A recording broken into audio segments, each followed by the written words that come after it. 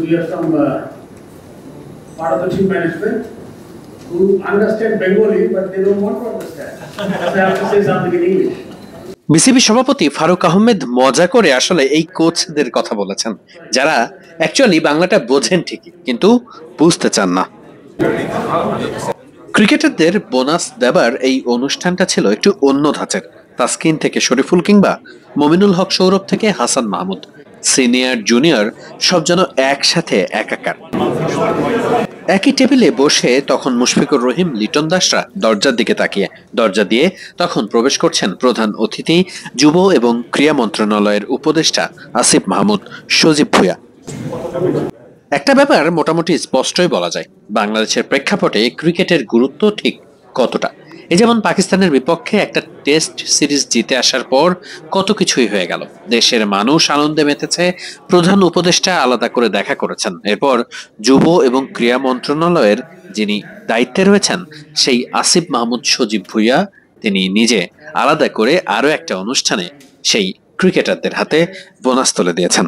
পাকিস্তানের বিপক্ষে test series জেতাটা যে বাংলাদেশের জন্য কত বড় একটা ব্যাপার, কত ঐতিহাসিক ব্যাপার, সেটাই সবার শুরুতে ধরিয়ে দিয়েছেন বোর্ডের নতুন সভাপতি ফারুক আহমেদ।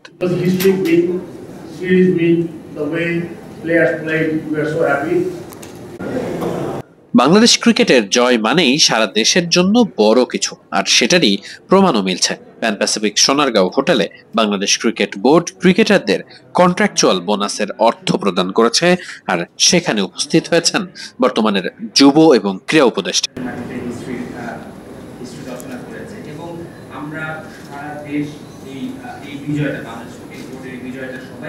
উদযাপন করেছি।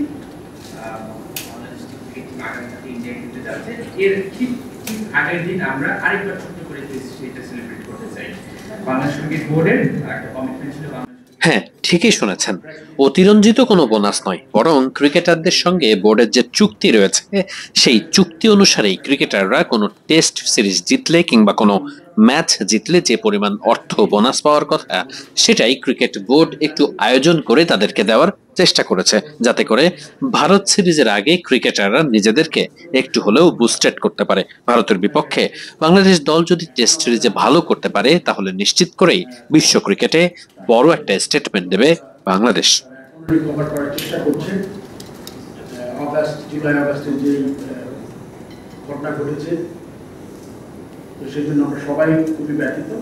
আনন্দের মাঝেও বাংলাদেশ ক্রিকেট খুব গুরুত্ব সহকারেই স্মরণ করেছে গত আগস্টে বাংলাদেশের প্রেক্ষাপটে তৈরি হওয়া ছাত্র আন্দোলনে শহীদ হওয়া মানুষদের জন্য।